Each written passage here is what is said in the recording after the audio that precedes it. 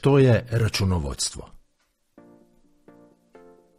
Računovodstvena literatura upotrebljava različite pristupe definiranju računovodstva koji su posljedica različitih polazišta njegove tehničke osnove te korisnika i ciljeva izvještavanja.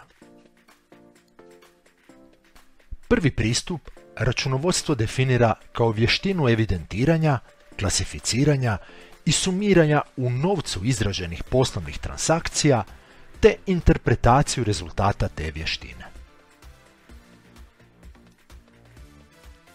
Drugi pristup računovodstvo promatra kao znanstvenu disciplinu te pod njim podrazumijeva logično rasuđivanje na temelju uspostavljenih načela koja pružaju opći okvir u kojem djeluje računovodstvena praksa, ali i vodič za razvoj nove prakse i postupaka. Računovodstvo se može definirati i s aspekta funkcije koju u poduzeću ima, pa tako ono predstavlja uslužnu aktivnost poduzeća koja opskrbljuje sve zainteresirane strane računovodstvenim informacijama. Suvremeni pristup računovodstvu odnosi se na razmatranje računovodstva kao dijela upravljačkog informacijskog sustava.